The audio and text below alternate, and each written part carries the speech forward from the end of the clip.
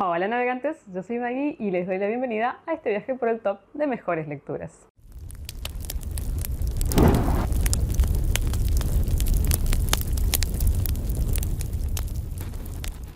¿Cómo están? Espero que bien y van a estar seguramente muy felices porque finalmente llega el top de mejores lecturas del 2025. Bueno, qué recorrido. Primero los abandonos, después las peores lecturas y finalmente cerramos con broche de oro. Hay que cerrar positivamente el año, a ver si este año 2026 viene mejor. No en cuanto a lecturas, porque realmente el año fue bueno, pero en cuanto al resto de la vida. Y bueno, espero que se diviertan, que la pasen lindo, que tomen nota, sobre todo tengan frente a ustedes en este momento un cuaderno, una agenda o algo, y tomen nota. Yo siempre muy analógica, ¿no? También puede hacerlo con los celulares. Porque, como siempre advierto, pero siempre hay nuevos integrantes en esta comunidad, lo vuelvo a decir, todos los libros que figuren en este top sean mencionados en categorías, por supuesto los ganadores obviamente, pero aunque no ganen, son todos top de mejores lecturas del año. Esta vez, igual que hice en el caso del top de peores, elegí que iban a entrar de los 4,5 para arriba. O sea que los pobrecitos, los que tenían 4 estrellas, no entraron.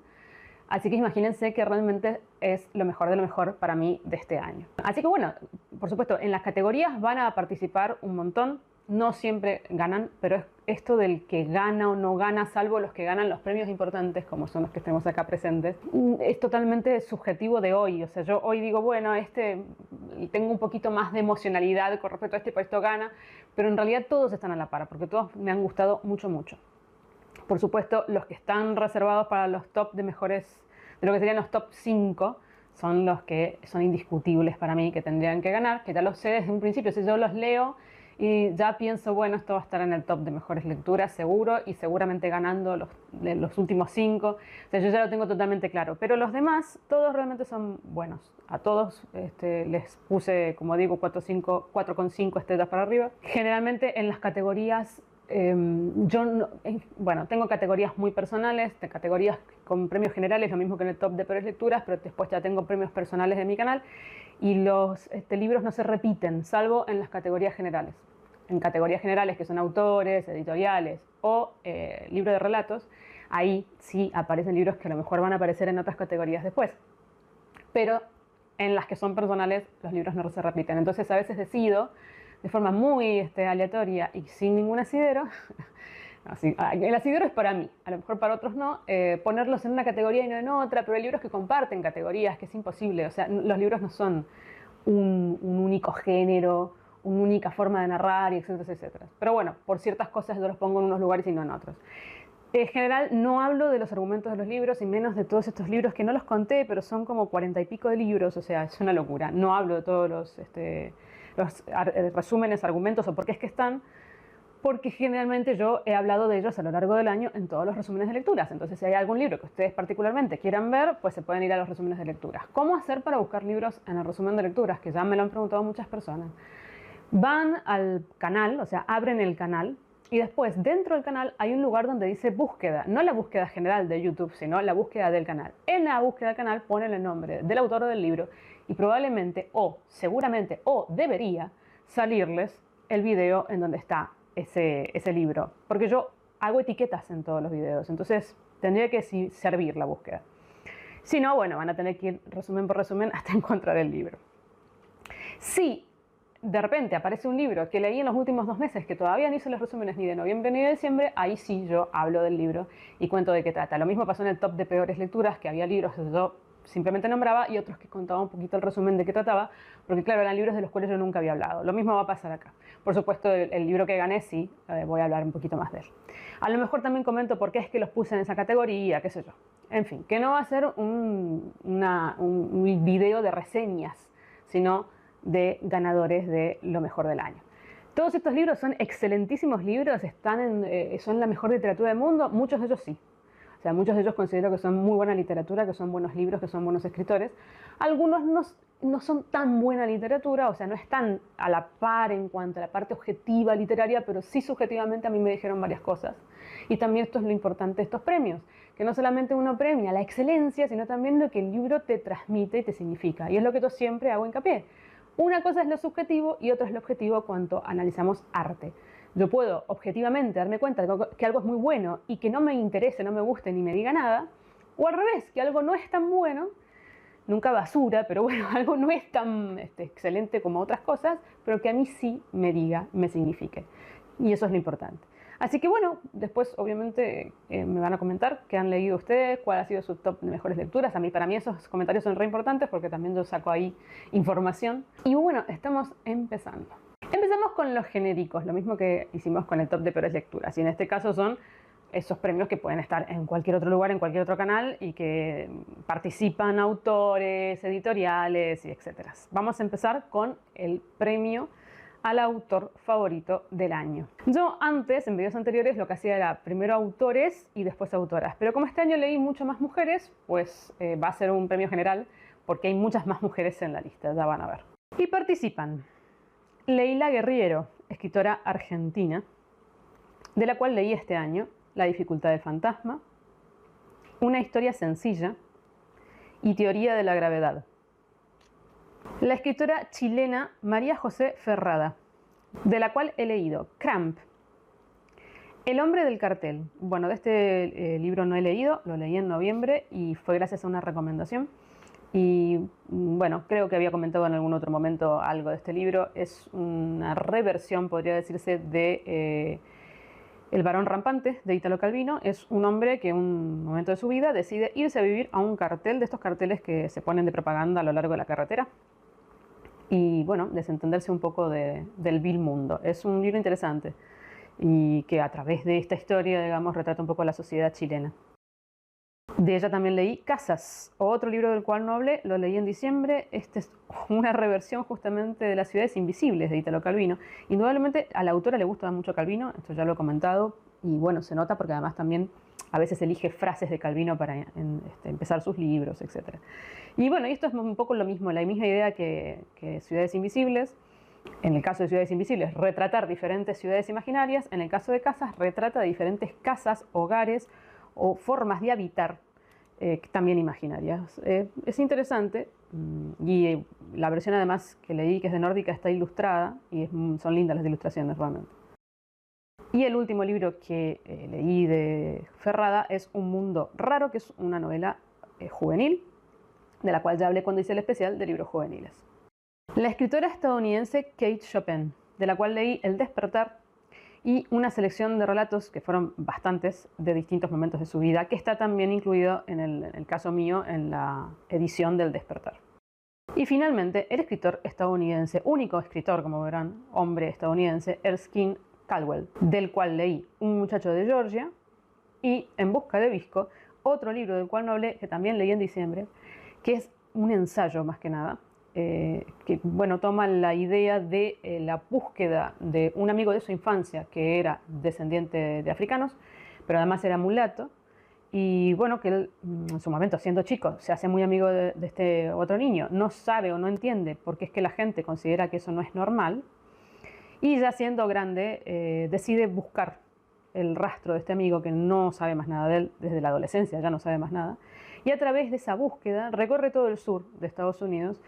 Y esta es la parte del ensayo, trata de explicarse a sí mismo y de analizar la sociedad sureña y el porqué del racismo. Un libro muy interesante. Y indiscutiblemente la ganadora de este premio, que desde un principio ya sabía que iba a ser ella, es Leila Guerriero, por supuesto. Estuvo compitiendo de cerca con nosotros, realmente, ¿no? Pero es que, claro, todo lo que leí de Guerriero me gustó mucho. Si bien no todo me gustó igual, porque por ejemplo Teoría de la gravedad no está a la par de Una historia sencilla o de La dificultad del fantasma, de todas maneras me parece una gran escritora. Me gusta muchísimo cómo desarrolla sus historias. Ella escribe no ficción, es periodista, pero con una maestría. Es realmente una gran escritora. O sea, la parte literaria acá se nota mucho. Sus historias son muy impactantes por cómo ella las retrata, cómo las cuenta. Es muy interesante lo que tiene para decir, lo que piensa. Es muy interesante cómo ella también va uniendo eso que investiga con su propia vida. Bueno, es espectacular Leila Guerriero. El otro de estos premios genéricos es el premio a Mejor Editorial, en la contrapartida del que hice en el top de peores lecturas, que en este caso es bueno, da la casualidad de que uno lee varios libros de una misma línea editorial o de un mismo catálogo editorial y te gustan varios. Entonces empezás a decir, bueno, qué editorial interesante, coincide con mis gustos, etc. A veces esa misma editorial otros años no te significa eso, pero bueno, es este año 2025. Y compiten la editorial Alba, pero en su catálogo o en su línea del catálogo Rara Avis, que es bastante interesante, la verdad. De esta línea leí Aquí vivió Nefertiti, El principio de la sabiduría, No, mamá, no, que es un libro que no he reseñado porque lo leí en diciembre, que habla sobre una madre que no quiere saber nada con el hijo que acaba de nacer. Tiene ya un hijo anterior, chiquitito, acaba de nacer su segundo hijo y ella se siente absolutamente desconectada con respecto a ese niño, no siente nada por él, incluso le parece totalmente desagradable, le parece hasta monstruoso. No es porque el chico tenga nada, o sea, esto no es un libro de terror ni nada por el estilo, no es la idea de Doris Lessing con el quinto hijo ni nada por el estilo, sino realmente de este personaje que indudablemente uno va tratando de entender. Es un personaje difícil de entender, no empatizas demasiado con ella, pero al mismo tiempo sí, porque le pasan cosas que nos han pasado a muchas mujeres, pero no solamente con respecto a la maternidad o no la maternidad, sino con respecto a ser mujer en una cierta sociedad y época. Lo que se pide de las mujeres, lo que se exige de las mujeres, en un personaje que realmente uno trata de justificar o de darle algún tipo de sentido a lo que le pasa. Por momentos pensás que si no tiene depresión postparto, después va por otros lados. Es un libro muy interesante. Y el último libro que leí de esta colección de Alba es Pioneros de la ciencia ficción rusa, el volumen 1, que en general me parecieron interesantes los relatos, no todos, pero bueno, como antología es interesante, sobre todo para los que nos gusta la ciencia ficción, porque realmente estos autores son de principios o finales del siglo XIX o principios del siglo XX y tienen ideas bastante innovadoras, bastante interesantes con respecto a tecnología, ciencia, con respecto a su especulación científica y etc. Es como un poco anecdótico, o sea, como decir, bueno, a ver, uno se puede ir a los orígenes de lo que fue la ciencia ficción rusa. Algunos realmente son muy interesantes aún hoy, otros ya no, pero bueno, me parece una colección que es novedosa. La editorial independiente argentina Empatía, de la cual este año leí Delicias de la maternidad, La montaña y La mujer descalza, que también es un libro que no conocen porque lo leí creo que en noviembre, finales de noviembre, pero del cual no voy a hablar mucho. Alerta spoiler. Por lo menos no voy a hablar mucho ahora. Y finalmente la editorial independiente española, que a todo esto nunca dije que Alba también es una editorial independiente, Galonero, de la cual este año leí Arboreto Salvático, Calocaína, El señor peludo, Anhelo de raíces, La casa de una escritora en Gales y la continua Catherine Mortenhoe. No todos estos libros me han gustado, al contrario, hay libros dentro de este catálogo que incluso no me gustaron o han estado estarían en el top de peores lecturas si hubieran entrado libros que hubieran tenido 2,5 o directamente abandoné. Pero sí me parece interesante el catálogo de Galonero. A pesar de esta experiencia, que tengo cosas que, o sea, lecturas muy buenas y lecturas muy malas, en general el catálogo me gusta. Lo que pasa es que acá no se consigue todo, no es fácil de conseguir todo Galonero, pero tiene como una idea, digamos, de catálogo de no ficción con respecto a la naturaleza, etcétera, etcétera, que a mí me interesa mucho. Y la ganadora, también indiscutible, porque las cosas que leí me gustaron todas por igual, es el caso de la editorial Empatía. La verdad que agradezco muchísimo a la editorial que se haya contactado conmigo este año, porque no hubiera sabido que existía de otra forma. Es una editorial que se especializa en literatura africana y gracias a que, bueno, ellos se contactaron conmigo y me ofrecieron y me mandaron 3 libros de su catálogo, pude yo leer estas 3 obras que me parecieron espectaculares. Las tres están en el top de mejores lecturas. Así que obviamente tenía que ganar, porque de por lo menos lo que leí de la selección que leí de esta editorial, todas han sido lecturas muy buenas. Así que gracias, Empatía. Yo, como suelo decir, no hago colaboraciones. Esta es la primera colaboración editorial que hago.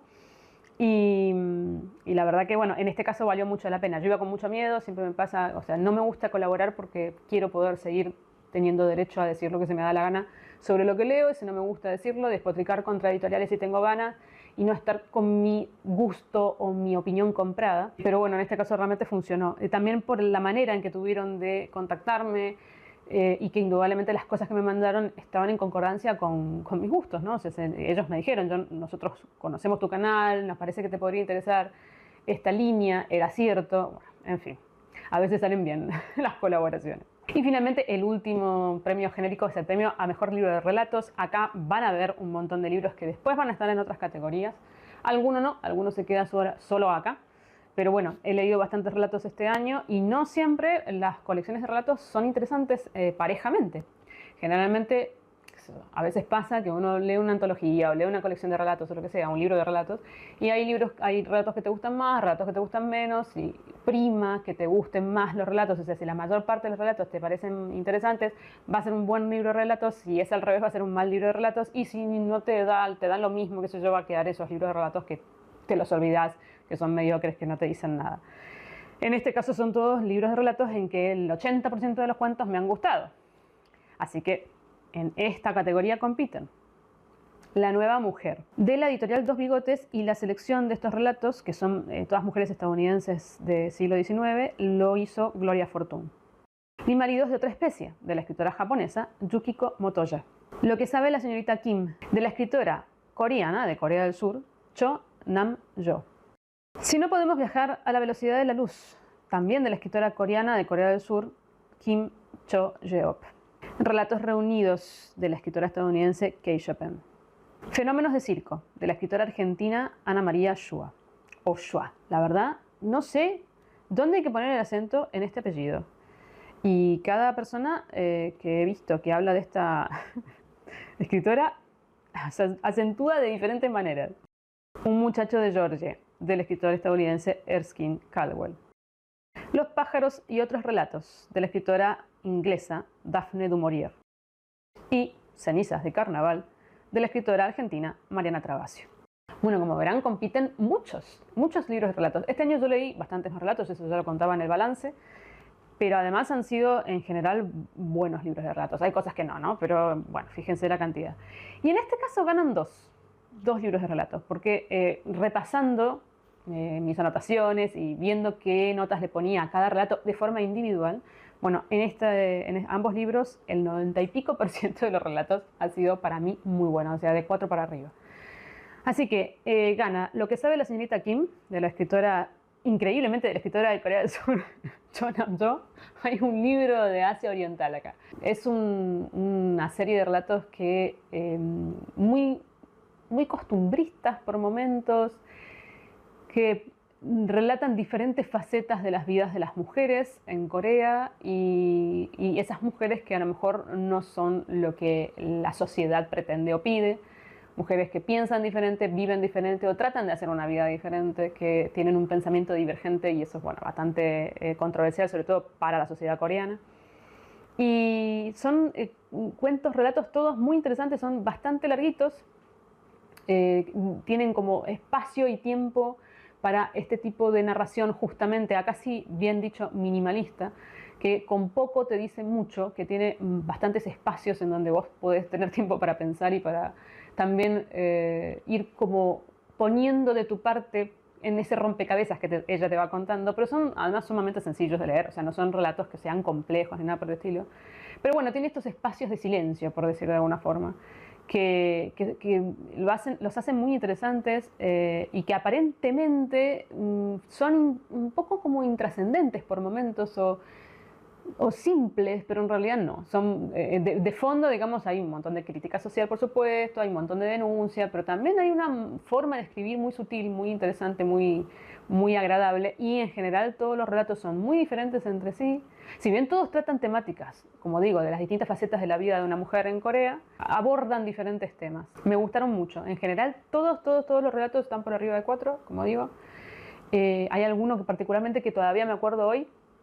Y como particularidad, todos los personajes en todos los relatos se llaman Kim, porque parece que es un nombre muy común en Corea del Sur, y ella quiso hacer esto a propósito para transmitir que ella está hablando de lo que podría pasarle a cualquier persona en Corea, a cualquier mujer. Por otro lado, también son relatos que ella escribió a lo largo de 10 años, entonces también, bueno, en ese sentido es interesante porque no es que los escribió de cualquier manera rápido para poder editar, sino que tuvieron su espacio, tuvieron su tiempo de ella, digamos, bueno, pensarlos y también retocarlos, etcétera, y se nota, están bien trabajados. Y el otro libro que gana, que tampoco puede ser de otra forma, son los relatos reunidos de Kay Chopin, que son estos relatos que están en la edición que yo tengo, que es la misma edición, yo tengo la edición de Novelas Eternas, RBA, pero es la misma edición de Alba. Y bueno, la primera parte, digamos, es la novela El despertar, y la segunda parte son relatos reunidos de distintas épocas de Kay Chopin. Tomaron así como relatos que les parecieron más interesantes de distintos libros de relatos que fue publicando a lo largo de su vida, y bueno, están geniales, son buenísimos. Y también acá tenemos otra mirada feminista sobre la mujer, con un siglo y pico de diferencia, en otro lugar del mundo. Una es en Oriente, la otra es en Occidente, así que también por eso me pareció interesante traer ambas, porque también son miradas, en el caso de Kay Chopin, sobre las mujeres. Y particularmente lo que me ha gustado muchísimo de Chopin, primero es que la mayor parte de los relatos se sitúa en New Orleans, o New Orleans, como me enteré que se dice, que es una zona muy particular porque tiene mucha influencia francesa y también de las culturas creole. Entonces, bueno, la sociedad que te comenta y la cultura que te comenta es diferente a otros escritores estadounidenses que uno puede leer. Pero por otro lado también esta idea de la mirada hacia la mujer sin juzgar. Y hay personajes femeninos de todo tipo y color. O sea, no solamente la pobre mujer sojuzgada y que le pasan un montón de cosas terribles, etcétera, por la sociedad en la que vive, sino también mujeres que son bastante cretinas. Hay mujeres que son desagradables, mujeres malas, mujeres violentas, y también las otras mujeres. O sea que ella lo que hace es darte como un crisol de miradas con respecto a la mujer y los papeles que puede ocupar y las cosas que puede hacer la mujer, que no es solamente una y encasillarla en un tipo o un prototipo. Y eso me encantó, me pareció súper interesante. Además están escritos maravillosamente. Muchos de ellos, algunos son como novelitas cortas, pero muchos de ellos son muy cortitos, muy concretos y muy interesantes. Tiene mucho humor, mucho cinismo, maneja mucha paleta de emociones. Y bueno, me parecieron buenísimos. Así que esas son las dos opciones que les doy. Y pasamos a los premios específicos, que son los premios de mi canal, que me los inventé yo y que, bueno, corresponden a ciertas cosas muy personales que les voy a ir explicando. Che, se ha nublado, espero que esto no baje muchísimo la luz del video, que me imagino que sí. Pero bueno, nada, esto va a ser así, va a salir como salga, porque es un video muy largo, así que bueno, crucemos dedos. Bueno, vamos a empezar con el premio Chocolate Caliente. ¿De qué se trata este premio? Es aquellos libros que a mí, más que la parte literaria objetiva, justamente, decía, qué bien escrito que está, qué bien que maneja los personajes, qué bien hecha la trama, qué inteligente, qué es lo que sea, es algo emocional. O sea, a mí me dicen emocionalmente cosas, y además son estos libros que también son como esos libros que te calientan un poco el corazón, que son amables de leer, o que a vos te transmiten amabilidad, porque a lo mejor lo que es amable para mí no es para otra persona, pero que uno se siente como en su zona de confort leyéndolos. Y en esta categoría participan El Jardín del Prado, del escritor español Eduardo Barba Gómez. Este es un libro de no ficción que mezcla las historias personales del autor con respecto a la botánica y la jardinería y los cuadros del Museo del Prado. ¿Cómo lo mezcla? Pues analiza la parte botánica de los cuadros que él va recorriendo a través del museo. Es hermoso el libro a todo nivel. O sea, desde los cuadros que te presenta, los análisis que hace sobre esos cuadros y lo que habla sobre las plantas, el cuidado de las plantas y su relación con ellas, una maravilla. El señor peludo, de la escritora estadounidense May Sarton. También un libro de no ficción, ficción, estos libros híbridos raros, que habla sobre la historia del gato de May Sarton.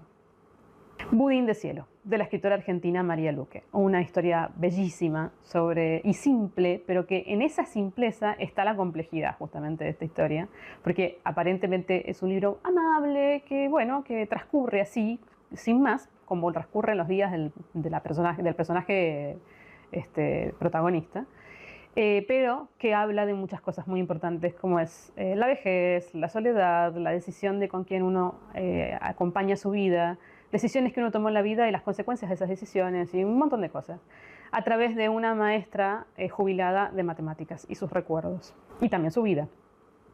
Y Mary Poppins, de la escritora australiana Pamela Lyndon Travers. Nada que decir de Mary Poppins, todos saben de qué se trata, pero bueno, yo no había leído el libro, había visto la película me gustaba hasta ahí nomás. Vi a Diana, del libro Divergente, decir que era su libro preferido y que la película era muy amibarada y no tenía nada que ver con el libro, entonces me fui de cabeza y me encantó. Y fue como reencontrarme con mi infancia, justamente. De ahí el chocolate caliente. Bueno, y el ganador de este premio tan especial es El Señor Peludo, de May Sarton. Loco, porque yo después leí Anhelo de Raíces de May Sarton y no fue una buena lectura. No estuvo entre las peores porque tampoco fue una lectura espantosa, pero no me gustó, ¿no? Y no me dijo nada de lo que todo el mundo le pasa con Anhelo de Raíces. No me pareció un libro interesante, así que bueno, no importa, no voy a ahondar en eso. Pero El Señor Peludo fue el primero que leí de ella y me encantó. Me pareció tan hermoso un libro que habla sobre un gato callejero que decide adoptar una familia, que es ella y su pareja. Y bueno, lo cuenta a través de la perspectiva del gato. Y lo hace de una forma tan interesante, tan amena, tan agradable, pero además con tanto humor, con cinismo, además que se nota que es una persona que, primero, ama a los animales, ama a su gato, más que a los animales, porque después leía Anhelo de Raíces y a los animales no los ama. Ama a su gato. Y lo ha observado mucho y bien. Entonces, realmente la descripción de las características del gato y el pensamiento del gato y las cosas que hace el gato están perfectas. Cualquier persona que le gusten los gatos realmente vaya a este libro con tranquilidad y confianza, porque es un libro bien hecho para amantes de los animales. Acá no hay golpes bajos, acá no le pasan cosas espantosas al gato, no hay relatos truculentos con respecto a los animales ni nada por el estilo. Realmente es un homenaje a su gato, además de una forma muy particular. Tienen, por ejemplo, unos mandamientos que el gato sigue, que son los mandamientos de las cosas que no debe hacer un gato. Un gato digno, por ejemplo, no debe demostrar que está muerto de hambre. Si vos le das la comida, tiene que mirarla con cara de asco, después ir a comer y cosas así. Como verán, hay mucho humor y sobre todo, como vuelvo a decir, mucha observación del mundo felino. ¿Por qué está en esta categoría? Porque yo amo a los gatos y, por supuesto, estos son libros, para mí, un libro bien hecho sobre animales es un libro de confort. La siguiente categoría es el premio Chanel, que es el premio a estos clásicos que no pasan de moda. A mí no me gusta particularmente Chanel, lo debo decir. Ni los perfumes, ni absolutamente nada, ni la ropa, ni nada. Pero bueno, ¿quién no conoce Chanel? Yo digo Chanel o Christian Dior, podría haber puesto Christian Dior también. Y todo el mundo sabe de qué se trata. Pero bueno, son estas modas, digamos, que siempre son vigentes, que son eternas, que no les pasa mal el tiempo. Y estos son los libros que entran en esta categoría. Y compiten. El despertar, de la escritora estadounidense Kate Chopin, publicado en 1899. Un libro interesantísimo sobre una mujer que de repente se da cuenta que la vida que lleva no le interesa en lo absoluto y que es más importante su libertad que otra cosa. Los cuentos reunidos de Kate Chopin, que fueron escritos o publicados entre 1894 y 1904. Flash, una autobiografía de la escritora inglesa Virginia Woolf, escrito en 1933. De este libro hablé someramente porque era un libro que yo supuestamente había leído y decidí releer. Y sí, es una relectura. Yo dije que las relecturas no entraban, etcétera, etcétera, pero esta sí, porque fue como leer un libro nuevo. Y finalmente, La Nueva Mujer, esta selección de relatos hecha por Gloria Fortune, que reúne mujeres estadounidenses del siglo XIX. ¿Y quién gana esta categoría? A ver si adivinaron. Flash, de Virginia Woolf. Pero por favor, este libro, una maravilla. Yo realmente no podía creerlo porque en la relectura, vuelvo a decir, esta relectura, tengan en cuenta que yo lo leí, y voy a poner totalmente entre comillas, entre mis 14 y 16 años. Porque me lo regalaron en un cumpleaños y bueno, nada, una persona que dijo, le vamos a regalar a esta niña que lee algo que sea buena literatura y me regalaron Virginia Woolf. ¿A quién le regala un chico de 13 años Virginia Woolf? Por más de que este es un libro amable de Virginia Woolf, pues nada, yo tenía el recuerdo de que no me había gustado, que lo había entendido mucho, que nada, no tenía casi recuerdo, y indudablemente.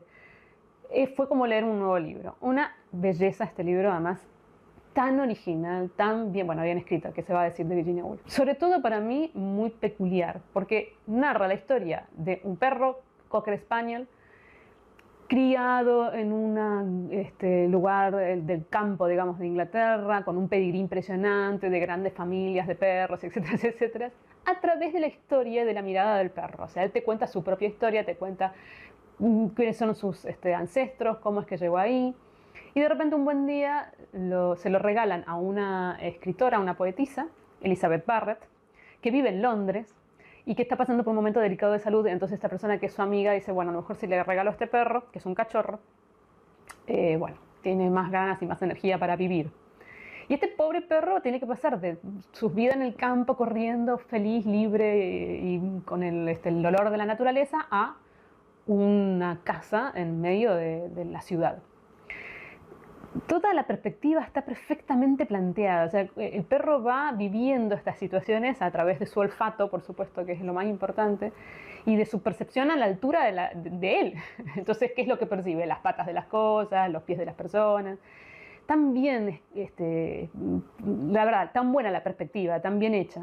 Pero lo más interesante es que en realidad esto es una especie de libro engaño, porque esta es una biografía, la biografía de Elizabeth Barrett, que es una poetisa y escritora muy famosa del siglo XIX, de época victoriana, inglesa, que Virginia Woolf admiraba y que a través de la correspondencia real de esta escritora, ella toma la historia o reconstruye la historia de su perro, que también es real. Flash era el perro de esta mujer y llega a sus manos de la manera en que yo cuento, etc. O sea que hay mucha parte de no ficción, o sea, de real, y mucha parte inventada, por supuesto. Lo interesante y lo lindo además es que a lo largo de la historia, porque además esto es una historia de aventuras realmente, es súper entretenido, es una novela cortita, se pasa volando, le pasan un montón de cosas al pobre perro que realmente le pasaron, y va narrando desde el perro, pero al mismo tiempo también te cita, entre comillas, partes reales de la correspondencia de esta mujer, en donde habla sobre Flash.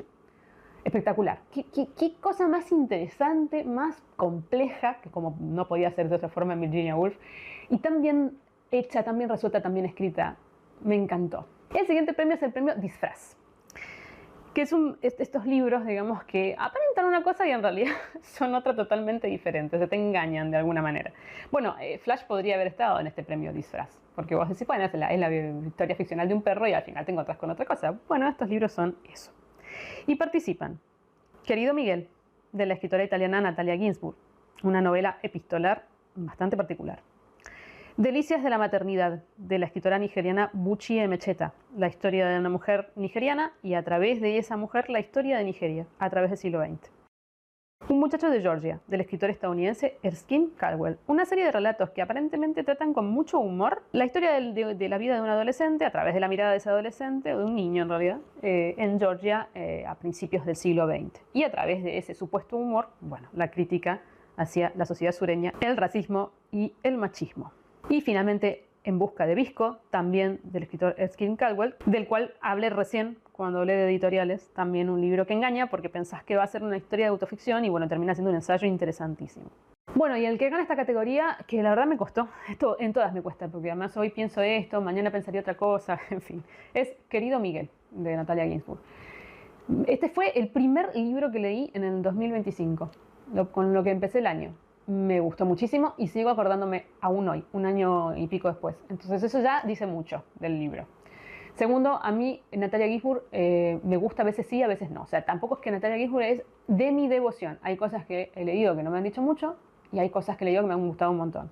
Nunca que no me hayan gustado. Este es dentro de los que me gustaron un montón.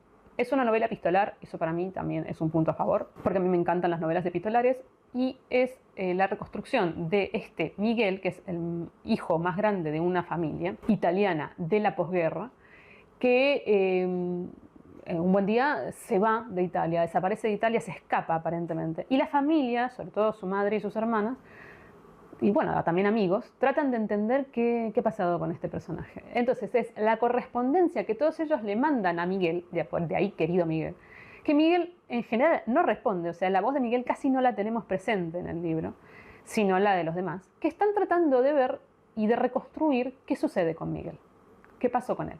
A través de esta correspondencia bastante banal, que es característica del posverismo italiano, ¿no? Que también esto pasa con Cesare Pavese, con Italo Calvino, que te cuentan cosas que aparentemente no tienen demasiado peso ni son demasiado importantes, son cosas circunstanciales, cosas cotidianas de la vida de todos los días. Pero en esta banalidad, en esta forma, digamos, de abordar a Miguel, te vas encontrando con la realidad justamente de la posguerra en Italia, de lo que pasó con los grupos comunistas que eran los grupos de resistencia y después qué pasó con ellos, qué pasó con los que no eran de la resistencia, con los que estaban del lado del fascismo y después tuvieron que reinsertarse en la sociedad, las luchas que no eran obvias, sino más bien veladas, y que, digamos, mantenían muy en tensión a toda la sociedad italiana, y también de otros temas muy importantes, como la búsqueda de el ser, quién es uno, cuál es la identidad, la orientación sexual y un montón de temas que trata que es impresionante porque no te das cuenta de lo que se está tratando. Esto suele suceder con Natalia Ginzburg, que como uno va leyendo amablemente algo o bueno, que parece que estuviera hablando sobre una cosa y por la tangente está hablando de otras muchas cosas muy importantes y muy interesantes. La verdad que está muy bien, muy bien. Además las voces de las distintas personas que le escriben cartas son muy diferenciadas, muy características. La voz de la madre es una voz muy particular. Cada una tiene sus prejuicios y su forma de ver a Miguel y su manera de interpretarlo o de entender sus actitudes o sus decisiones. Nunca sabes realmente qué es lo que piensa Miguel, ni quién es Miguel, ni qué pasa Miguel. Lo tenés que deducir a través de los ojos de todas esas miradas que son muy diferentes además. El siguiente premio es Cajón con doble fondo. Es un premio relacionado un poco al del disfraz, que son estos libros que, bueno, vos los lees, te cuentan una historia, podés entender esa historia, pero si querés ver, hay más capas, como los cajones con doble fondo. De repente abrís un fondo y te encontrás, acá hay papeles ocultos. Bueno, una idea así. O sea, que aparente, si vos te quedás con la historia de la superficie, está bien, es una historia, puede estar bien, mal, o te puede gustar o no, pero si querés y si tenés ganas, empezás a ver las otras capas que tiene esa historia para contarte. Un poco lo que pasa con Terry Pratchett. Uno puede leer a Terry Pratchett como una historia anecdótica de fantasía, ciencia ficción o lo que sea, en humor, en clave de humor, o podés ver todas esas críticas sociales que hace Terry a través de esas historias. Y participan Cramp, de la escritora chilena María José Ferrada. La historia de una niña con su padre que juntos recorren distintos lugares de Chile vendiendo material de ferretería y de fondo, o sea, esa es la historia y realmente es una historia de crecimiento, pero si te vas al fondo o al trasfondo de la historia, te habla de la dictadura chilena y de la pérdida de la inocencia y de la visión fantasiosa de los padres. Las dos amigas, un recitativo del escritor estadounidense Toni Morrison. La historia de dos amigas contada de una forma tal que más allá de la historia, lo que te hace dar cuenta la autora es de lo racista que uno puede ser. La luna y las fogatas, del escritor italiano Cesare Pavese. Una historia de la vuelta de un personaje que se fue a hacer la América porque la Italia de la preguerra, bueno, era una cosa terrible y decide escaparse realmente. Y cuando finalmente vuelve además rico a su pueblo de origen. Bueno, pues cómo es la adaptación, digamos, esa vuelta y cómo se vive a través de ser y no ser de un lugar. Esa es la historia. Debajo de esa historia, pues toda la época de la posguerra, un poco lo mismo que Natalia Ginzburg, y de las, sobre todo en este caso, de los problemas sociales ligados a las clases pobres, temas que siempre trata Cesare Pavese, y esta dicotomía entre lo que es la vida de la ciudad y la vida del campo. Y Ana, pero sin duda mía, por lo menos en este momento, las dos amigas de Toni Morrison. Primer libro que leo de Toni Morrison. En realidad no, siempre digo primer libro que leo de Toni Morrison. No es cierto. Yo hace muchos años leí Zula de Toni Morrison. Sin saber quién era Toni Morrison, sin haber escuchado a nadie hablar de Toni Morrison y yo tener la idea de que era premio Nobel, etcétera, etcétera. Yo leí ese libro. Y para mí fue un libro totalmente intrascendente. No me acuerdo de él.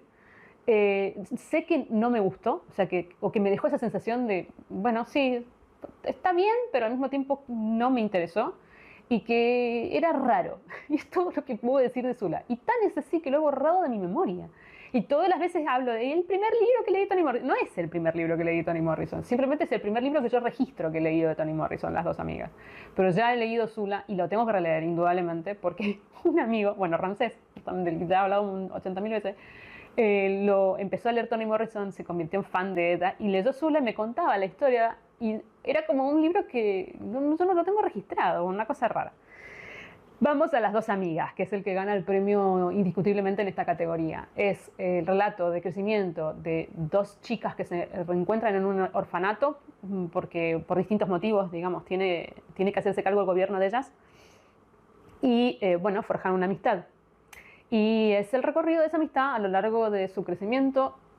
Por supuesto, en algún punto dejan de verse, digamos, una se va del orfanato antes que la otra y después se van reencontrando en diferentes puntos de su vida y cómo esa amistad va sufriendo transformaciones, no siempre positivas, y bueno, que tienen obviamente que ver con el crecimiento propio de cada una de ellas. ¿Qué tiene? Esta es la historia. ¿Dónde está el cajón con doble fondo? Que ella nunca, sabemos que una es negra y la otra es blanca, pero ella nunca te dice quién es quién, nunca. Entonces ella hace un juego con el lector muy interesante y muy complejo también, porque uno está todo el tiempo, primero incómodo por no saber quién es quién, cosa más ridícula que esa, porque yo necesito saber nada del protagonista. Si ya estoy leyendo sus pensamientos, etcétera, ¿qué me importa cómo se ve físicamente? Empezando por ahí. Pero uno se siente incómodo y está tratando todo el tiempo de decir, ¿quién será? Querés encasillar, digamos, a los personajes, ¿no? Segundo, que vos vas haciendo deducciones propias todo el tiempo por las cosas que ella te va contando de los personajes. También vos estás tratando de contextualizarte en la época, y la época más o menos son los 50, 60 de Estados Unidos. Entonces vos más o menos imaginás en ese contexto qué podría pensar un blanco con respecto a un negro. Todo el cuento, que además está escrito maravillosamente, que es interesante, que trata un montón de temas que tienen que ver justamente con el racismo, con la época de Martin Luther King, y etcétera, etcétera. Y ella no lo hace tan inteligentemente. Ella no te dice en la cara, vos sos racista. Y miren que yo no me considero racista, o sea, realmente. No me consideraba racista, ni prejuiciosa, ni de estereotipos.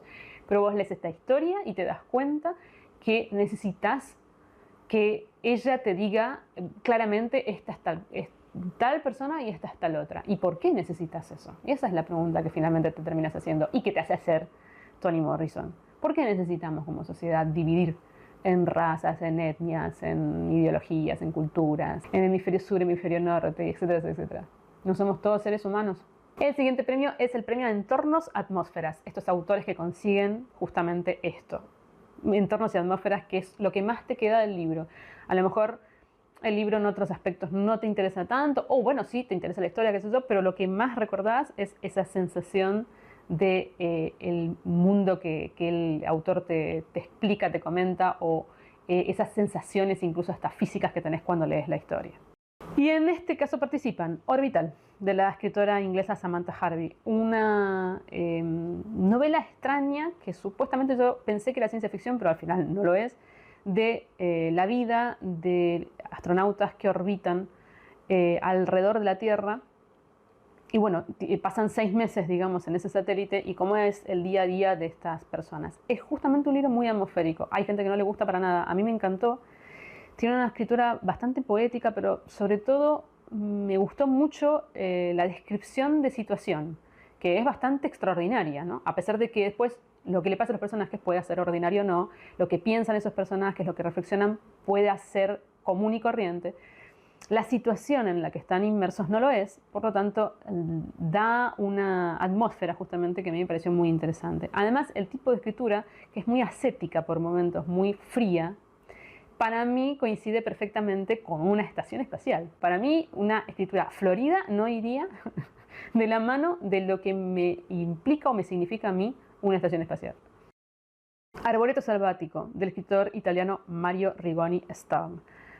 Un libro atmosférico absoluto. Es la historia, es no ficción, es la historia, la memoria y la historia de vida del escritor relacionada a los árboles que, bueno, que lo acompañaron durante su existencia. También árboles que él plantó y también es un libro que es un estudio botánico de esos árboles. Él elige una cantidad de tipos de árboles, de los cuales va a hablar en particular, pero además no solamente habla del árbol, sino que lo relaciona con sus propias vivencias, con anécdotas sobre el uso, por ejemplo, de la madera de los árboles. Bueno, es un libro que además está escrito maravillosamente, poéticamente, que es una delicia de leer.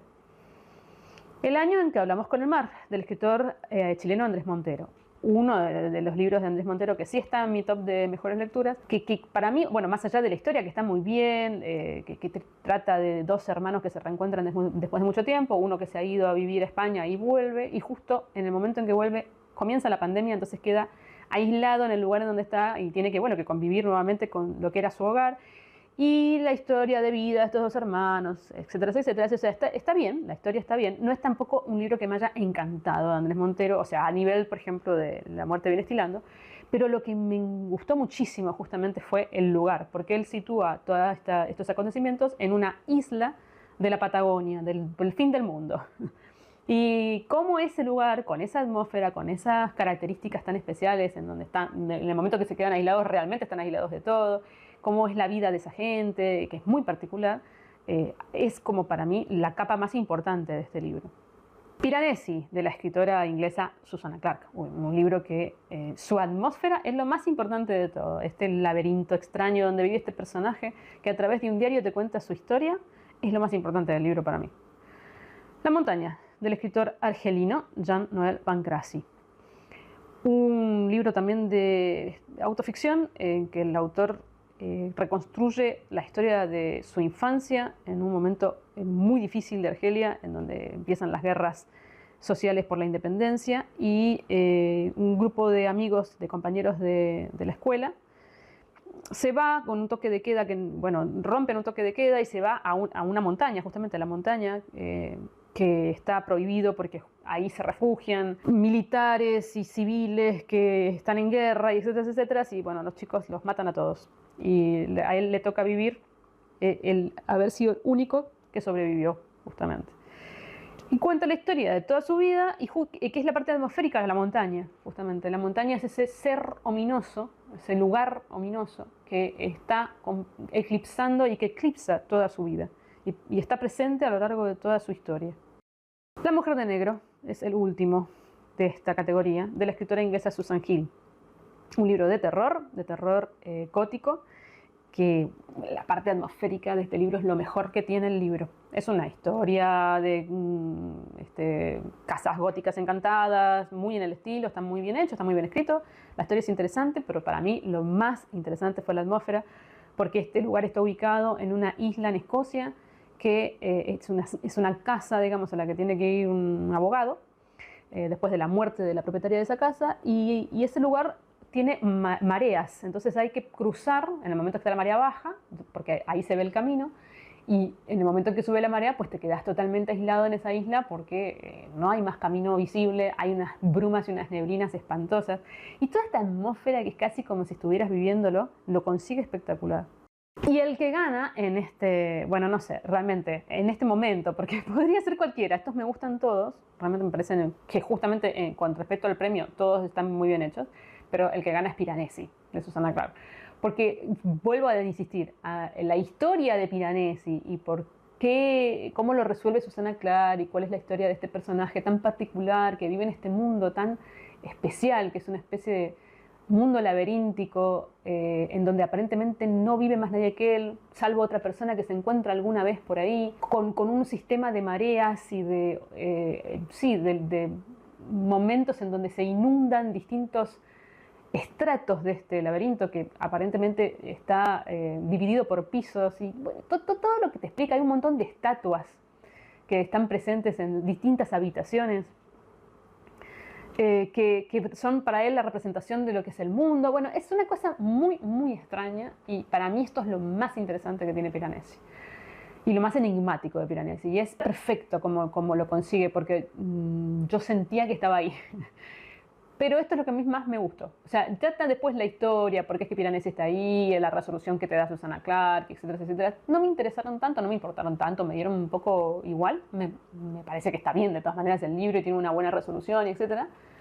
Pero lo que yo más disfruté fue de este mundo tan extraño que ella te plantea. Así que bueno, obviamente se tiene que llevar el premio Entornos a Atmósferas. Siguiente premio, el premio a los mundos imaginarios. ¿De qué se trata esto? Nada, de los autores que se imaginan mundos fantasiosos, ficticios, que no existen, y que lo hacen tan bien y lo describen tan bien que vos también lo puedes imaginar junto con ellos. No siempre esto lo consiguen los autores. Y en este caso lo anticipan. Planimetría de una familia feliz, de la escritora italiana Lia Piano. Miren este libro que extraño que está aquí, que es en realidad un libro de autoficción, aparentemente, sobre la vida de infancia, digamos, de Lia Piano y de su familia. Pero lo pongo en mundos imaginarios porque la autora insiste y recontrainsiste en que nada de lo que cuenta es cierto ni verídico, que todo es fantasía, salvo la casa. Que la casa que ella describe, que es su casa de la infancia, es la única cosa real de la historia. El libro Azul de Nebo, de la escritora galesa Manon Stefan Ross. Esta es una distopía que realmente lo que plantea la escritora y el mundo que imagina la escritora está perfectamente conseguido. Si no podemos viajar a la velocidad de la luz, de la escritora coreana del sur, Kim Cho-jeop. Este es un libro de relatos que ya participó antes, de ciencia ficción. En un mundo futurista, cada uno de los relatos abarca alguna idea de tecnología que en este momento no existe. Muy interesantes en general, muy bien escritos y muy bien planteados justamente sus mundos imaginarios. Y el último es Los pájaros y otros relatos de la escritora inglesa Daphne du Maurier. Particularmente Los pájaros. Si bien es cierto que tiene otros relatos que también son mundos imaginarios, Los pájaros particularmente me pareció maravilloso. También es una distopía en un mundo en el que los pájaros deciden rebelarse contra los humanos y imponer su sociedad sobre ellos. Y acá también indiscutiblemente, porque yo desde que leí este libro dije este libro va a estar en alguno de los premios seguro, es El libro azul de Nebo. Me pareció maravilloso. Además yo venía de una racha de malas novelas de ciencia ficción y de sentir que no se puede escribir nada nuevo, que las distopías son todas las mismas, y me encuentro con esta. A mí me gustan mucho las distopías, pero eso no quiere decir que me guste todo lo que leo. Y este libro es espectacular. El mundo que plantea no es nada nuevo. O sea, es un mundo post-apocalíptico. Cayó una bomba atómica indudablemente en diferentes lugares del mundo y bueno, esta mujer que tiene 2 hijos queda aislada en un pueblito de Gales junto a otros vecinos también, o sea, no es que se mueren todos ni queda sola en el mundo como suele suceder, no, tiene compañía, pero bueno, la mayor parte de ellos en algún punto empieza a irse y sí que va quedando sola y aislada por las circunstancias. Y además, por otro lado, no saben qué pasó, como suele suceder con estas historias, ¿no? Pasa algo, tenés que adaptarte a ese algo que pasó y no hay muchas explicaciones de por qué es que pasó. Que tampoco es lo importante, porque vuelvo a decir, hay libros que es importante la historia de cómo se llegó a ciertas circunstancias y hay libros que no es eso lo importante, sino lo que te cuenta una vez que pasó eso. Y bueno, este libro está relatado como un diario por 2 personajes que son esta mujer y su hijo más grande. Y cada uno cuenta una parte de la historia. La mujer, la madre sería, cuenta la historia en el pasado, o sea, cómo se fue llegando a esta situación, no, más que cómo se fue llegando, las cosas que pasaron antes de este momento decisivo. Y el hijo, pues cuenta el presente de la situación. Entonces tenés como las 2 miradas. Pero además tenés 2 voces muy diferenciadas, son muy distintas. Cada una poniéndole foco y atención e importancia a distintas cosas. Cada una con su carácter muy bien definido. Y también cada una con distintas ideas de lo que podría ser el futuro o qué quieren del futuro. Además, el personaje del niño va creciendo y entonces va cambiando mucho su forma de narrar, su forma de apreciar la vida, de observar el mundo. Es un libro hermoso, porque está escrito hermosamente. Porque además es un libro muy intimista, muy hacia adentro, que tiene mucha belleza en muchísimas de sus descripciones, que además resalta y realza la belleza del mundo a pesar de este instinto que tenemos los seres humanos de supervivencia y de adaptación, pero de una forma muy, ¿cómo decir?, sutil. Al mismo tiempo es un libro muy terrible. O sea, este es un libro que no es para nada un libro amable, no es un libro agradable. Las circunstancias por las que pasan estas personas se imaginan que no lo es. Tiene momentos muy tristes, pero no tiene melodrama. Está tan bien manejado. O sea, es realmente... es un libro con el cual yo me emocioné, que incluso en algún momento lagrimeé y todo, porque está perfectamente conseguido lo que quiere. Sobre todo tiene algo muy interesante, que es el giro final de esta historia, en donde la autora, bueno, un poco te muestra cuál es la verdadera distopía de esta historia que te está contando. Es espectacular. No se pierdan el libro azul de Nebo, porque vuelvo a decir, no importa que te guste o no la ciencia ficción. Estos libros van mucho más allá de un género. Te cuentan otras cosas. Y mucha gente que se pone en esta postura de yo no leo ciencia ficción, yo no leo terror. Bueno, pero sí, por ejemplo, muy probablemente has leído Saramago y Ensayo de la ceguera sobre la ceguera, o has leído Camus y La peste, y esas son también distopías. Y que el autor no sea un autor de ciencia ficción o encasillado en la ciencia ficción no quiere decir que no la esté tocando. Entonces, bueno, eso, traten de, si pueden, léanlo. Y el último de estos premios, que son específicos en mi canal, es el premio Rompiendo Prejuicios. Y esto es totalmente mío, particular y subjetivo. Pues son algunos prejuicios que yo tengo cuando voy a abordar ciertos libros. A veces nunca los abordo y pienso que por ahí me estoy perdiendo cosas interesantes, y a veces, a pesar de los prejuicios, lo hago igual y me encuentro con cosas muy interesantes. Y en este caso participan Querido Diego, te abraza Kiela, de la escritora bueno, de origen francés, pero radicada en México, Elena Poniatowska. ¿Por qué fue prejuicio para mí? Bueno, porque era una reconstrucción epistolar, vamos a decir así, de una de las amantes de Diego Rivera y de las cartas que ella le escribía, y etc. A mí Diego Rivera no me interesa mucho como figura. No tenía o sea, no me parecía interesante tampoco esta de reconstrucción a través de cartas reales, de lo que podría haberle escrito esta otra mujer. Bueno, y nada, me encontré un libro espectacular, que además está perfectamente hecho, está muy bien hecha la reconstrucción y, bueno, y además que critica mucho el mundo del arte, del machismo, de una época en particular, bueno, de estas cosas que pasaban en Latinoamérica en ciertos momentos y etcétera. Sobre los huesos de los muertos, de la escritora polaca Olga Tokarczuk. A ver, yo de Tokarczuk había leído varias cosas, me parece, siempre me ha gustado, pero este no quería saber nada porque lo tenían catalogado en novela negra. Y a mí la novela negra no me interesa, aunque la escriba Olga Tokarczuk. Estoy un poco como los que dicen, yo no leo ciencia ficción. Bueno, gran, craso error, porque es una novela impresionante, más allá del género en el que está pensada. Y La librera de El Cairo, de la escritora egipcia Nadia Wassef. Bueno, este fue simplemente por la tapa del libro, porque tenía esta tapa tan genérica que parece estar hecha por una IA, de estos libros que además me recuerdan a otros tantísimos libros que hablan sobre librerías, bibliotecas, libros, gatos y etcétera, que son todos malos, malos, malos, libros de pésima calidad literaria. Y yo veía esa tapa y decía, esto debe ser cualquier cosa. Pero me parecía interesante la historia y al final terminé leyéndolo igual. Y menos mal, porque termina siendo una historia que realmente me pareció muy interesante de leer. ¿Y quién gana esta sección? La librera del Cairo. Aunque no lo crean. Es que sí, fue tal la sorpresa de lo que me encontré. Yo creo que realmente este es el más de rompiendo prejuicios de todo.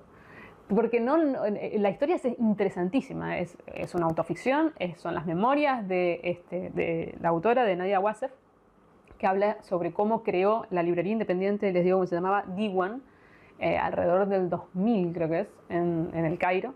Y bueno, todo lo que significó abrir una librería en el momento tan convulso, económico sobre todo, y político del Cairo.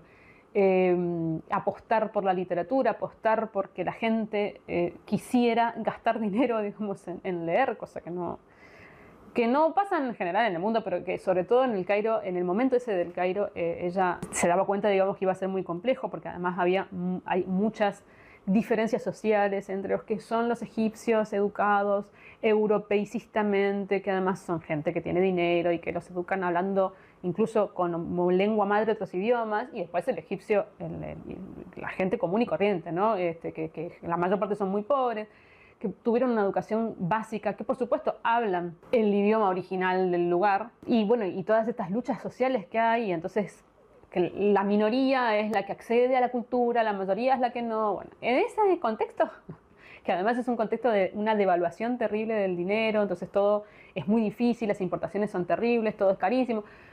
Cualquier persona que viva en un país subdesarrollado, como es mi caso, se va a sentir identificado, cosas que le pasan a ella también pasan en otros países, y bueno, la lucha, digamos, por poder sobrevivir dentro de ese contexto a través de la apertura de una librería. Eso por un lado. Por otro lado, te habla muchísimo sobre literatura, pero, cosa interesante, no sobre la literatura universal, del canon. Te habla, por ejemplo, tiene un capítulo completo dedicado a la literatura egipcia, y me pareció súper interesante, porque es con lo primero con lo que abre, que de todas maneras, por supuesto, va a hablar de los libros clásicos, por supuesto va a hablar de los libros europeos, o incluso latinoamericanos, etcétera, etcétera, porque son autores que sí que pertenecen, digamos, a la cultura universal.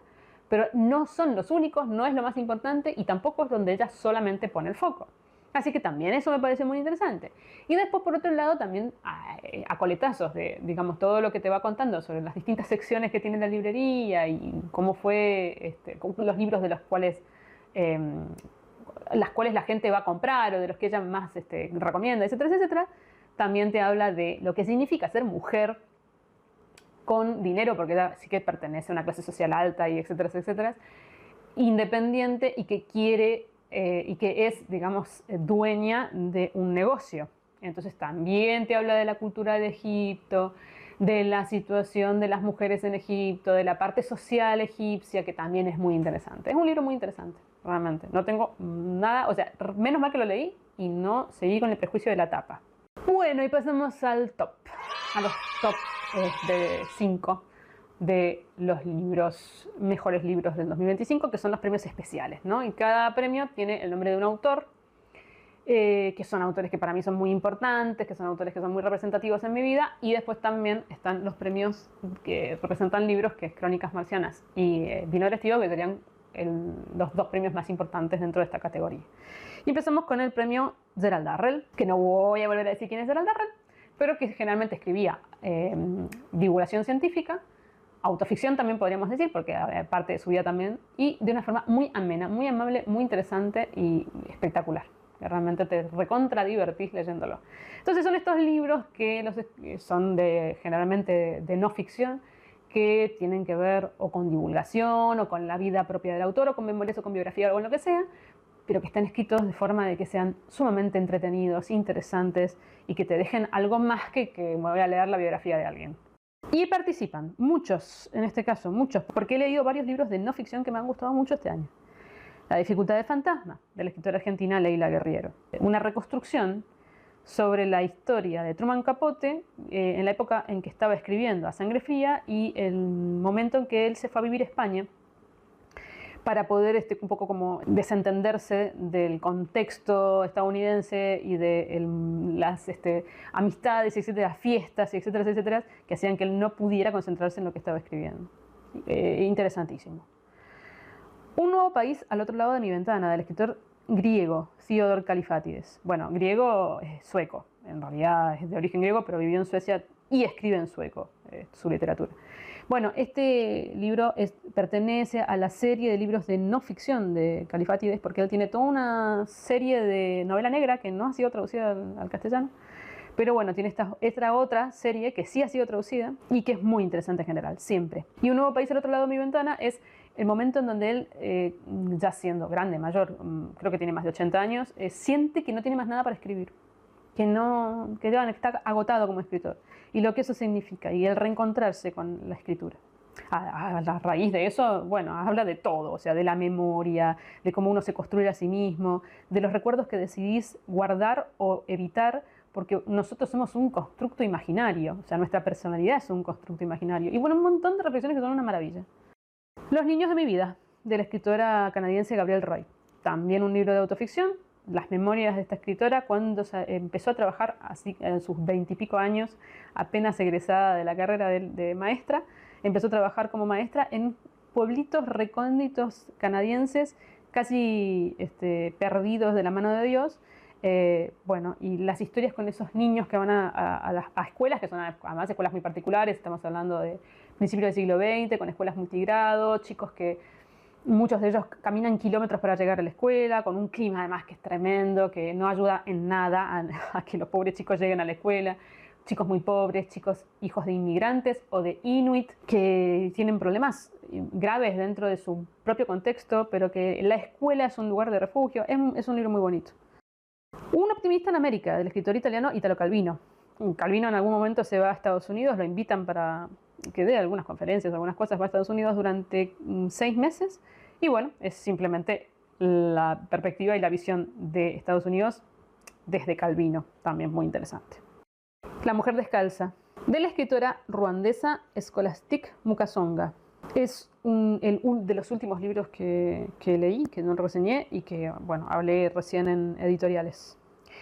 Infancia berlinesa hacia 1900, del escritor alemán Walter Benjamin. Otro libro que tampoco reseñé, que es las memorias de Walter Benjamin de su infancia, que es justo el momento del paso de finales del siglo XIX a principios del siglo XX.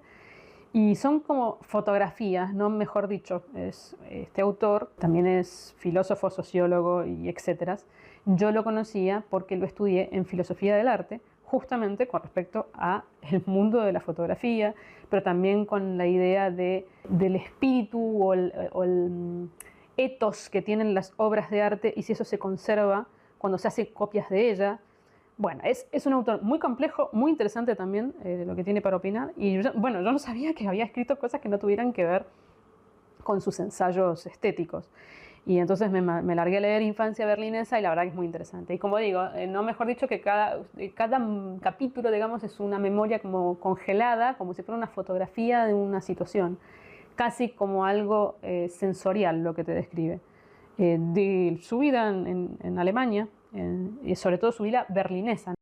Y el último es Extraño Oficio, de la escritora argentina María Teresa Andrueto. Este es un libro como de ensayo, memoria, pensamientos, etcétera, de la escritora en distintos momentos de su vida con respecto a la literatura, con respecto a las historias y cómo se transmiten las historias y para qué sirven las historias en la vida. Y que gana, acá también me costó un montón porque todos me gustan mucho, realmente acá no hay forma, pero sí que elegí La mujer descalza, de Scholastic Mukasonga. De los 3 libros de empatía me han gustado, como verán están los 3 en los top de mejores lecturas, pero este es el que más me gustó. Es un libro muy raro, muy particular y muy emotivo. Realmente es difícil de clasificar. Yo diría que la escritora acá, más que escritora, es como una antropóloga o una etnógrafa. Es una cosa muy rara porque decide escribir este libro de memorias, que en realidad es un poco lo que es la vida de ella y de su familia, en forma de homenaje. Ella pertenece a una etnia que hoy casi está extinta, que son los Tutsi, que después de la declaración de independencia, o sea, en las guerras sociales por independencia en Ruanda, esta etnia que durante la ocupación europea fue una etnia más respetada, digamos, por los europeos, por decir de alguna manera, después se convirtió en el símbolo de todo lo que estaba mal. Y los que tomaron el poder justamente fueron otra etnia que se llaman Hutu o Hutu, no sé cómo se pronunciarán. Y bueno, pues se dedicaron a extirparlos de la faz de la tierra. O sea, tuvieron unas guerras civiles, sociales, espantosas, con un exterminio que no se puede creer. O sea, la cantidad de millones de tutsis que murieron en esas guerras, que duraron varios años, pero que el momento más conflictivo fue en 1994, fue espantoso. Y la familia de esta autora, ella en algún punto se va a Europa, pero su familia queda viviendo en Ruanda. Bueno, en 1994, que fue el peor momento, que realmente fue una masacre, murió toda su familia completa.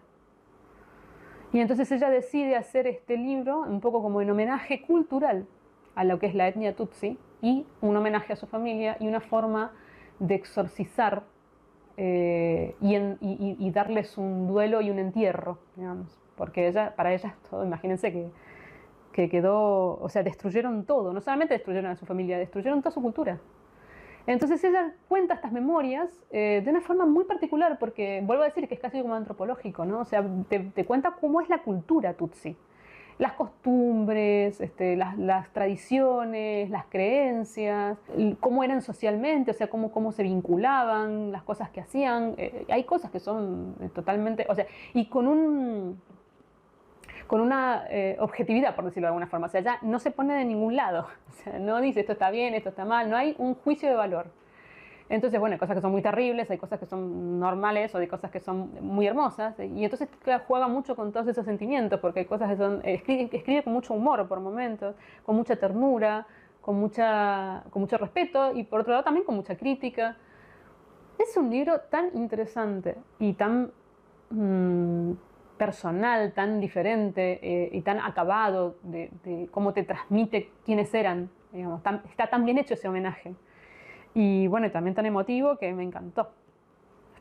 Fue la mejor lectura de la editorial. El siguiente premio es el premio Italo Calvino, que es el premio a libros peculiares, como hace Calvino. Todos sus libros son peculiares, entonces acá hay libros peculiares.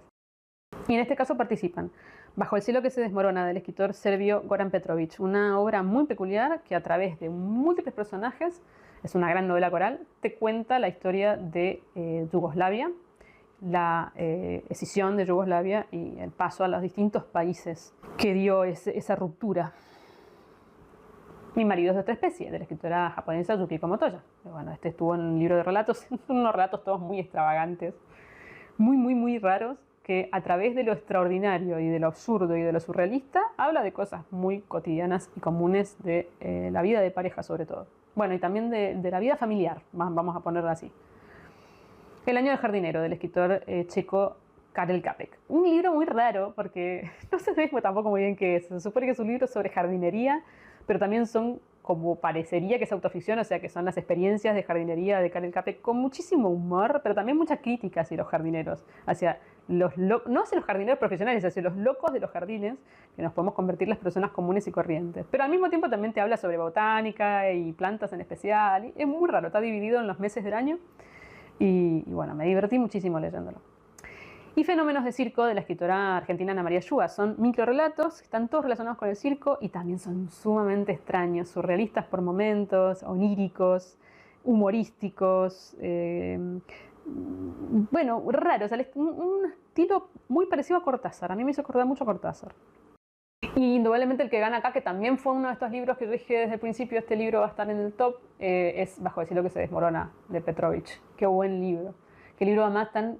Esta es la literatura contemporánea, que tiene esta etiqueta, ¿no?, de narrativa contemporánea, pero bien hecha, en donde te encontrás bastante peculiaridades, sobre todo en la forma de llevar la historia adelante, o de narrar la historia, pero en este caso para mí perfectamente logrado. Porque he leído alguna otra cosa de Petrovich que no me ha gustado de la misma manera, ni mucho menos. En este caso son 30 personajes que están reunidos en un cine local, para ver una película, y justo en el momento en que están viendo esa película es el momento en que muere el mariscal Tito, con todo lo que eso significa, ¿no? Y bueno, a través de esos 30 personajes, porque te va contando medio entremezclado con la historia del cine y con maneras de narrar parecidas a la cinematografía, no tengo otra manera de decirlo, te va contando la historia de estos 30 personajes, que son muy peculiares, además todos ellos, muy disímiles entre sí, que tienen historias además muy raras y con mucho de fantasía o de realismo mágico. Pero además hay mucho humor en este libro, también hay mucha ternura, es un libro muy bonito, probablemente es ameno, que no quiere decir que no sea terrible, porque también cuenta obviamente cosas terribles. Imagínense lo que significa, o sea, todo lo que pasó en Yugoslavia, las guerras civiles que asolaron todo el territorio, también la Segunda Guerra Mundial, la llegada del comunismo, o sea, hay muchas cosas muy terribles para contar, pero él las ingenia para no hacerlo de forma melodramática. Y para no solamente eso, sino también ponerle un poco de fantasía, de algo más extraordinario. No son historias ordinarias, pero contadas de forma extraordinaria. Y además tiene esta narrativa tan particular que va mezclándose con la historia del cine, con escenas, digamos, muy más que literarias, cinematográficas. Y bueno, es maravilloso el libro. O sea, a mí la sensación que me quedó cuando lo terminé de leer fue de algo único. Y vamos al premio Terry Pratchett. Estamos terminando con los 3 primeros premios que son de autores, que es el premio a escritores que a través del humor hacen crítica social.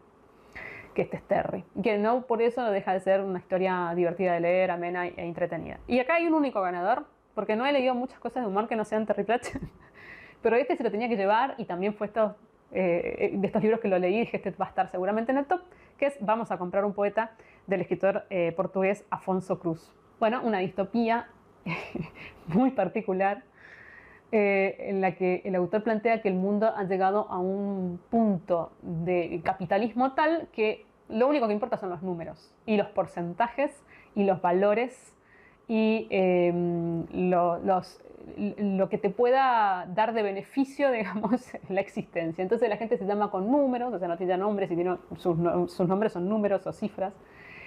Todo se piensa, se vive y se percibe a través de esto, del mundo de la economía. Entonces, la persona que está comiendo un yogur y entonces dice, me puse un 30% de nueces con un 50% de yogur y un 10% no sé qué, y así. Y piensan todo de forma cuantitativa, que es lo que yo tantas veces digo con respecto a cuántos libros leí en el año, porque hice el reto Gurnis y estuve leyendo hasta las, no sé, 23:59 del 31 de diciembre para poder completar el reto. ¿Y en qué estamos enfocando esto? O sea, ¿cuál es el enfoque de este tipo de retos, de personas que hablan sobre los números, la cantidad de páginas que leyeron, si los libros son gordos, si los libros son finos?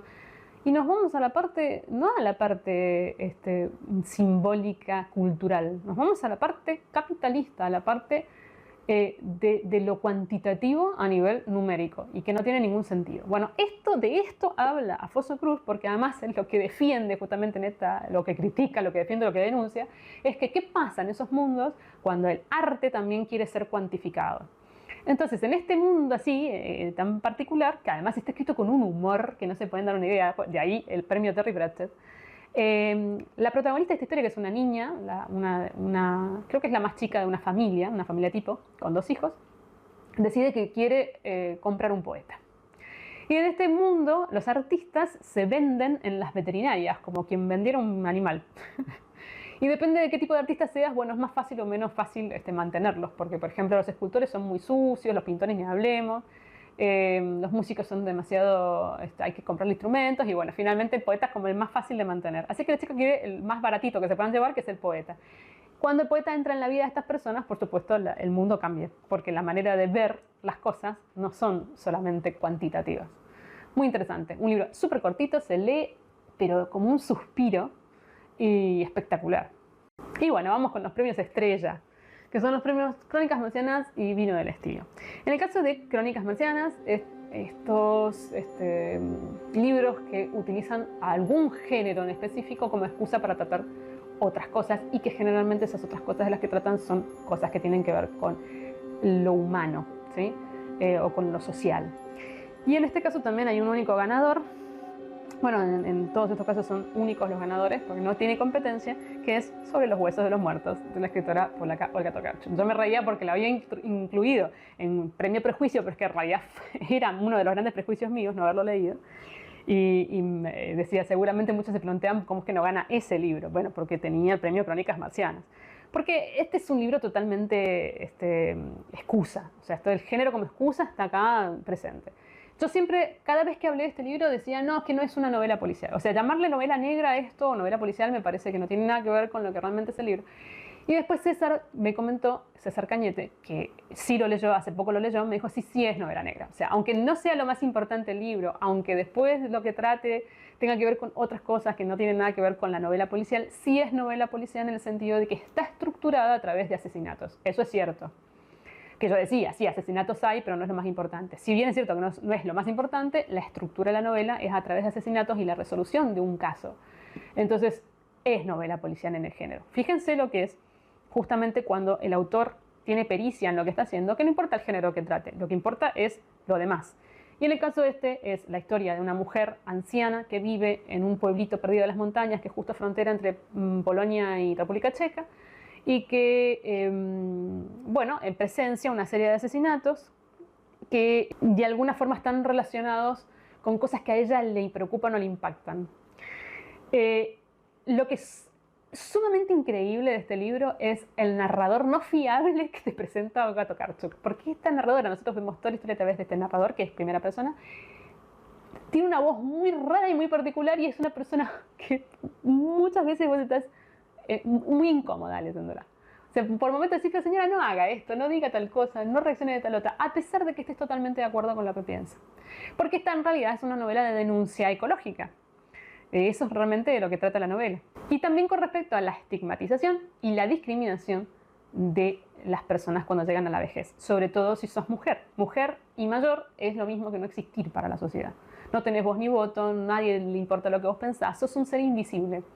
Y eso es una de las cosas de las cuales se aprovecha esta protagonista, de ser invisible. Es una historia muy buena, muy interesante, muy adictiva. Yo no podía parar de leerlo, justamente porque me parecía tan rara. Es tan rara esta mujer, es tan rara lo que percibe, cómo te lo cuenta, cómo te transmite lo que está viviendo. Vos todo el tiempo decís, pero esta señora está loca, no está loca, es que me está contando lo que me cuenta, me puedo fiar de lo que me cuenta.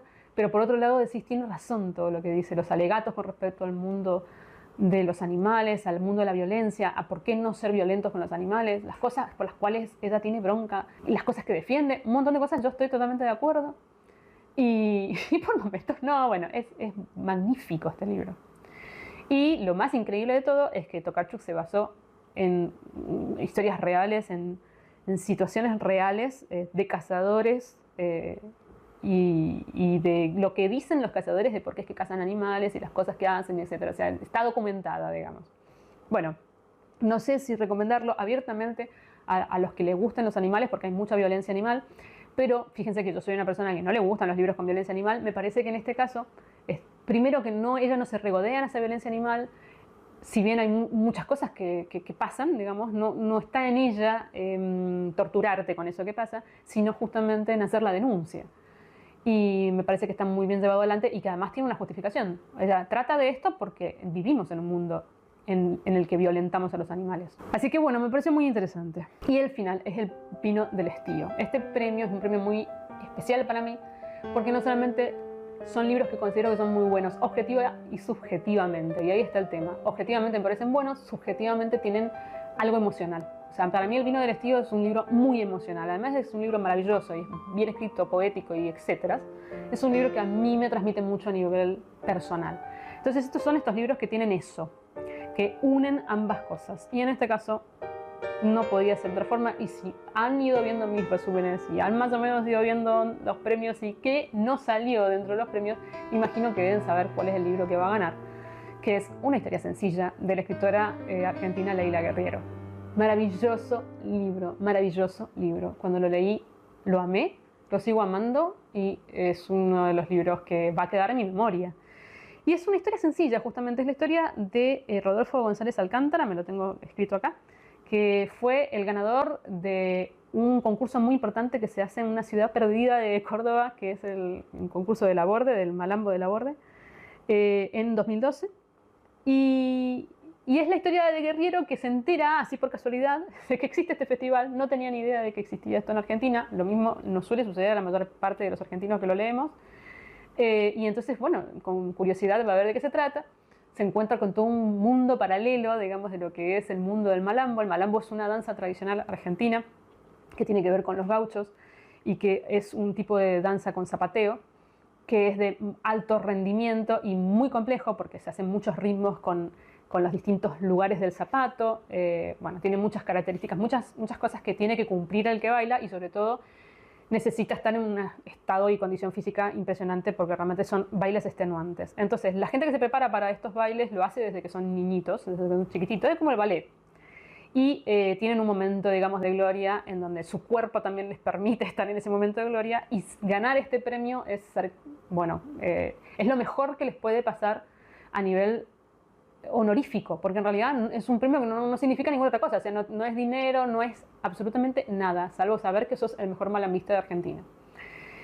Y esta gente, la mayor parte de la gente que participa es gente muy humilde, gente de campo y es gente que hace unos sacrificios terribles para llegar a esta situación. Y ella conoce a este hombre, Rodolfo González, y le parece maravilloso lo que ve. O sea, ella no sabe nada de malambo, pero lo ve bailar y le parece que es especial. Y entonces decide enfocarse en él. Y entonces está durante un año, bueno, cerca de él, haciéndole entrevistas, conociendo su vida, interiorizándose de quién es, acompañándolo en ese recorrido de un año en el que él se vuelve a presentar en el 2012 en este concurso. Y bueno, y esperando a ver si realmente sale el ganador de ese concurso o no. Que además es algo muy particular porque el que gana, ese es el último malambo que va a bailar en su vida. No se les permite volver a presentarse en ningún otro concurso ni hacer nada más. O sea, es como el llegar a la cima, y muchos de ellos llegan a la cima a los 20 y pico de años. Entonces, bueno, es eso. Y cómo te va contando la historia de esta persona, y esta persona que es una maravilla. Estos seres humanos que vos decís, bueno, claro, si uno lee sobre personas así, tenés que tener fe en la humanidad. O sea, no te queda otra que tener fe en la humanidad. Y eso también es que es re emotivo, porque además a mí me toca particularmente de cerca, y cómo el arte, y cómo la cultura y el arte sobre todo, pueden salvar a las personas, ¿no? Y puedes darle una dignidad diferente a pesar de las circunstancias, ¿no? Es un libro hermoso, que está maravillosamente narrado, que consigue trasladarte a la situación de acompañar a esta persona, pero también al querer que gane, al estar en la expectativa de qué va a pasar, y lo hace maravillosamente porque Leila Guerriero es una gran escritora. Así que bueno, no tengo más que recomendar, es mi premio Estío, Vino del Estío, y con esto cerramos el top de mejores lecturas del 2025. Bueno, espero que lo hayan disfrutado. Yo estoy hace mucho tiempo grabando, así que no sé también cuánto va a durar este video.